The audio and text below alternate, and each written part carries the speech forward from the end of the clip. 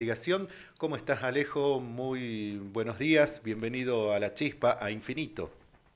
¿Qué tal, Pablo? ¿Qué tal el estudio? ¿Cómo le va? Bueno, muchas gracias por esta invitación. Un saludo también a toda la audiencia. Estamos acá con Candelaria, con Erika y con los oyentes que también tienen inquietudes respecto a este trabajo que hiciste, ¿no? A propósito del aniversario 70. Y lo primero que te quiero preguntar es por qué esos episodios tan graves para nuestro país, los de 1955, prácticamente están solapados, ¿no? En el recuerdo, en la memoria, en las menciones incluso. Fueron hechos gravísimos que prácticamente no tienen antecedentes en el mundo. Totalmente. Sí, sí, en referencia a los hechos más conocidos, como son el 16 de junio, el Ujú, bombardeo a la plaza y ujú. después, por supuesto, el golpe de Estado, quedaron un poco ocultos por la represión posterior, de la dictadura posterior, pero fueron siendo rescatados por la historiografía argentina, al punto de que hay un trabajo en curso del rescate del nombre de las víctimas, por ejemplo, del bombardeo, en el cual fallecieron dos maestras salteñas, por ejemplo, ese día, y también más recientemente de los enfrentamientos de los días de septiembre, eh, donde, por ejemplo, se bombardeó la ciudad de La Plata, ¿no? La Marina bombardeó la ciudad de Mar del Plata, perdón. Ajá, sí, sí. Pero los hechos que yo relato en mi libro son menos conocidos aún, justamente porque primero se estuvieron rescatando los hechos más de conocimiento público, y el episodio que estudio en este libro era un episodio que se perdió durante mucho tiempo y yo lo rescato. Bien. Se trata de una denuncia que en julio de 1955 hace un diputado radical, Oscar Allende, en la Cámara del Congreso, diciendo que se había detectado la presencia de una nave o de una flota norteamericana en el Atlántico Sur que perseguía a la Marina Argentina, decía Allende, a pedido del gobierno, y acusaba al gobierno argentino de entregar el país a los norteamericanos, algo que nos suena un poco disparatado hoy en día, pero que tenía sentido en ese momento. Sin embargo, no se descubre nada, no queda a la luz ningún. Alejo, ¿nos escuchás? Sabrini Ortiz Ahí está. denuncia Se que en cortó. realidad este buque, esta presencia, lo que había hecho era darle armas a la Marina para que pudiera bombardear Mar del Plata y amenazar con bombardear La Plata y Buenos Aires, ¿no? Pero tampoco se descubre nada, y durante 70 años queda como una suerte de nebulosa, en un misterio, si existía o no un barco, de qué país era y qué hacía. Y bueno, en este libro descubro el barco, el nombre, el trayecto y qué es lo que estaba haciendo efectivamente en esa zona. Ujú. Estaba listo, digamos, era un buque naval, ¿verdad? Era un buque de guerra que había sido movilizado justamente para atacar objetivos nacionales. En realidad, lo que era un buque que iba a la Antártida, porque hay toda una dimensión de ese año que tiene que ver con que la Argentina estaba haciendo muy efectiva su presencia soberana en la Antártida, de la mano de, por ejemplo, Hernán Pujato, después también del salteño Jorge Leal, y eso perjudicaba a los intereses británicos en esa zona, además de que toda la política del gobierno peronista tendía a perjudicar los intereses británicos. Y también había una cuestión vinculada al petróleo, que ya en ese momento se denunció como una de las causantes del golpe, que es que la Argentina importaba sus petróleos principalmente de Gran Bretaña, y al firmar un contrato con los Estados Unidos para extraer petróleo en la Argentina, íbamos a dejar de importar petróleo y vamos a empezar a exportar petróleo, ¿no? Y a perjudicar Claro, los intereses británicos. claro.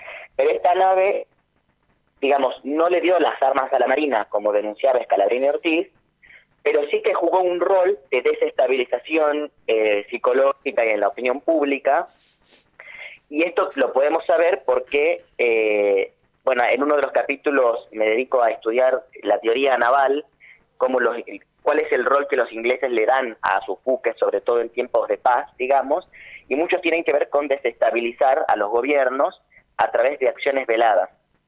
Y en Ajá. esto también fue muy cómplice, durante uno de los postulados del libro, es que uno de los brazos ejecutores del golpe es el Estado uruguayo. Hay algunas corrientes historiográficas que le asignan el rol principal promoción del golpe a la Iglesia Católica, ¿no? Por ejemplo, Horacio Berbisky es un ejemplo de esto. Yo en cambio pienso que si bien la Iglesia estaba enfrentada al gobierno, el que promueve el golpe, además de la Marina, es el Estado uruguayo. Claro. Alejo, ¿por qué es importante recordar estos hechos históricos de los que han transcurrido 70 años? Bueno, en este caso puntual, más que recordar es conocer porque bueno, es toda una dimensión que estaba perdida. Yo hago una reconstrucción a partir de archivos de la Cancillería Argentina, de bibliografía, de memorias de la época y también de muchos archivos británicos. Yo creo que hay que acostumbrarnos, empezar a trabajar mucho en leer bien los archivos norteamericanos o los archivos uruguayos, ¿no? Porque los historiadores argentinos suelen más bien trabajar con material argentino, que está bien y es necesario, pero también hay que aprender a trabajar con los archivos británicos, sobre todo, que son muy lentos en su desclasificación. Ellos desclasifican muy lentamente lo que saben acerca de sus operaciones en el extranjero. Y bueno, es importante porque la Argentina es un país que tiene parte de su territorio ocupado por Gran Bretaña, que está condicionada por organismos extranjeros como el Fondo Monetario Internacional, y siempre hay una continuidad histórica, ¿no?, en el pasado y el presente, y por eso es importante conocer la forma en que trabajan, en la que operan. Particularmente la inteligencia británica siempre es muy de actuar de manera indirecta y oculta. Por ahí los estadounidenses es como ese chiste que dice que invaden tu país, hacen una película y se premian, ¿no? Los estadounidenses son más, ellos crearon el marketing y son más publicitarios de sus propias acciones, pero Gran Bretaña no. Tiene una tradición que tiene más que ver con lo oculto, y es necesario ir desenmascarando la forma en que actúa en la Argentina, ¿no? Bueno, esa es por lo menos mi opinión. Bien, acá preguntan los oyentes, ¿por qué el Estado uruguayo? Porque el Estado uruguayo tenía una relación muy intrincada con el gobierno inglés de ese momento. Eso se puede ver a través de... Eso se puede ver a través de distintos archivos, que los voy mostrando ahí en el libro. Primero, que su gobierno era un gobierno conservador que estaba opuesto ideológicamente al peronismo, porque era lo que nosotros llamaríamos la oligarquía, ¿no? El peronismo intentaba construir una oposición uruguaya, el herrerismo, que representara también a los trabajadores uruguayos. Eso suponía un peligro para los colorados del Uruguay. Pero además, generalmente es un Estado que, bueno, fue creado por Inglaterra, esto lo sabemos a partir de los trabajos de Scalabrini y Ortiz. No podía tener un mismo Estado soberanía en las dos márgenes de un río. Exactamente, exactamente. Y además, por ejemplo, todos los barcos que iban a la Antártida hacían escala en Montevideo, porque un barco necesita ir haciendo escalas, y hacía siempre escala en Montevideo, a pesar de que muchos de esos barcos atacaban bases argentinas. El gobierno argentino protestaba y el gobierno uruguayo callaba. En el caso particular, por ejemplo, de este buque, que se llama HMS Mounts Bay, ese era el nombre del barco que finalmente descubro, hace un movimiento como aparecer y no aparecer, ¿no? Como que quiere dar señales, indicios de que está, pero al mismo tiempo no aparecer violentamente en la costa, porque lo que necesitaba era crear alguna suerte de amenaza, pero no tanto como para que el gobierno pudiera lanzar discursos nacionalistas. El embajador británico dice que no hay naves en el Atlántico Sur, y el gobierno uruguayo, que sabía porque ese barco había estado en Montevideo, se calla. Y al callarse está dando parte de su publicidad. Esto es lo más sutil. Después, efectivamente, por ejemplo, la Lonardi y Rojas, que estaban uno en Bahía Blanca o en Altamar y el otro en Córdoba, se comunicaban a través de Radio Carve, que era una radio uruguaya. El presidente Valle Berres recibió 200 cadetes de la base Río Santiago el día 17 de septiembre y los alojó él personalmente con su esposa. El Estado uruguayo, en la figura del canciller Rompani, esto es algo que también sacó a la luz, intenta armar un bloque regional con Brasil, con Perú, con Estados Unidos, para perjudicar a la Argentina. Bueno, tradicionalmente ya en 1945 habían creado la doctrina Larreta para invadir militarmente la Argentina. Es el rol que tradicionalmente en el Río de la Plata se le asigna al Uruguay de perjudicar los intereses argentinos, ¿no? Por supuesto que esto no va en detrimento del pueblo uruguayo, que es un pueblo hermano, pero sí que el Estado uruguayo a veces cumple esta función de perjudicar los intereses argentinos. Bueno, hoy en día lavan plata también de la Argentina, ¿no? Eso es también conocido, o es un lugar para evadir impuestos. Pero bueno, estas son algunas de las pruebas de que había una relación entre la estrategia británica y la estrategia uruguaya.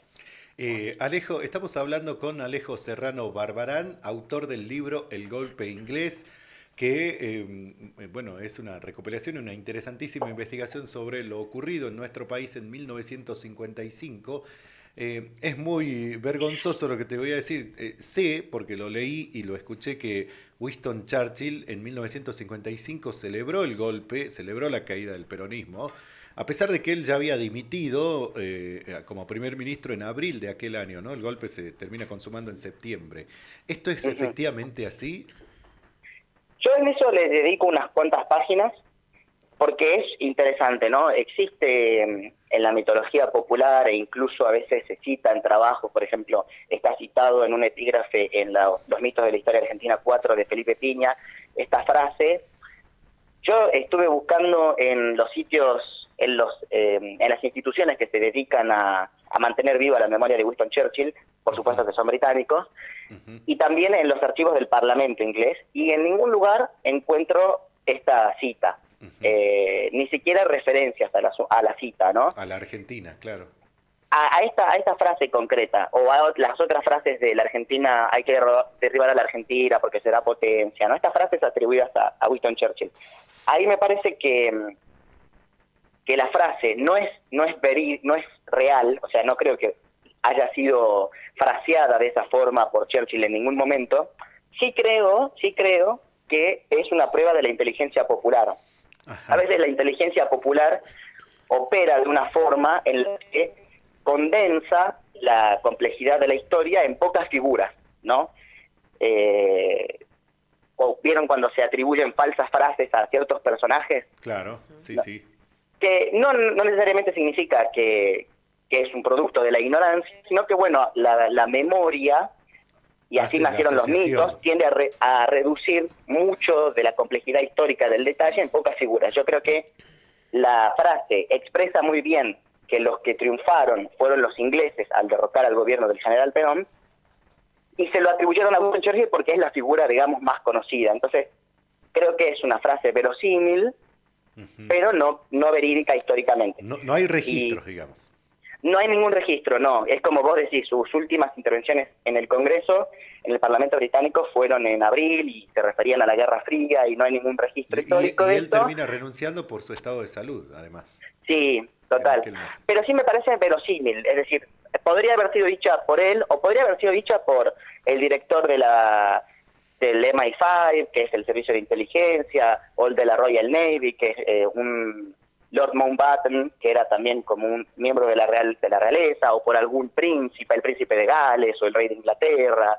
No, como podría haber sido dicha por muchas figuras del establishment británico, que son menos conocidas en la Argentina, y que se le atribuye a Winston Churchill porque, bueno, es una figura más conocida, digamos, ¿no? Así que en ese sentido yo rescato la función pedagógica de esas frases, aunque me parece que no son verídicas exactamente. Y también quiero aclarar que todo esto, si bien ahora suena como una novedad porque se perdió, en la época era un hecho más o menos conocido, es decir, Scalabrini Ortiz, Arturo Jaureche, el mismo Perón, cuando se ocurre el golpe se dan cuenta de que los que estaban detrás eran los británicos. Esto en los textos de esa época, del 55, del 56, del 57, está escrito. Lo que pasa es que después la presencia norteamericana en la región, bueno, opacó, digamos, la presencia del imperialismo británico, ¿no? Entonces, a ver la marca inglesa en el golpe, pero los sujetos de esa época lo percibían. Bien, acá hay mensajes de los oyentes. Dice, ¿dónde puedo conseguir el libro? Infinito puede sortear un ejemplar. Infinito, mira vos. Bueno, sí, Infinito profesor. puede sortear un ejemplar Infinito. Bravo, muy bien. ¿Dos dijo? Excelente. ¿Dijo dos? Ay, no más. Ay, no más. Bueno, No hay ¿dónde? problema. Y si no, Lo ¿dónde? único, pueden conseguirlo buscándome directamente a mí en Alejo Serrano B, en Instagram, y ahí está, bueno, 35.000. Bien. Si no, por Mercado Libre, que tiene un precio un poco mayor por las comisiones que te cobra la plataforma, digamos, ponen el Ya, golpe pedí. inglés y coordinamos. Lo que sí, que tengan paciencia con el envío, porque vivo en Buenos Aires y nada, ahí.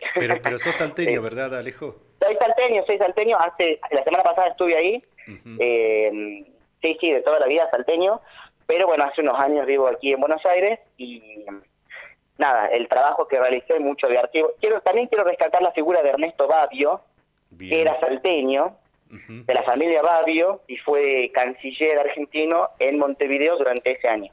Ah, qué interesante. También fue diputado nacional, provincial, y él, porque encontré varios de los trabajos que él reportaba, digamos, al canciller Jerónimo de Morino, ¿no?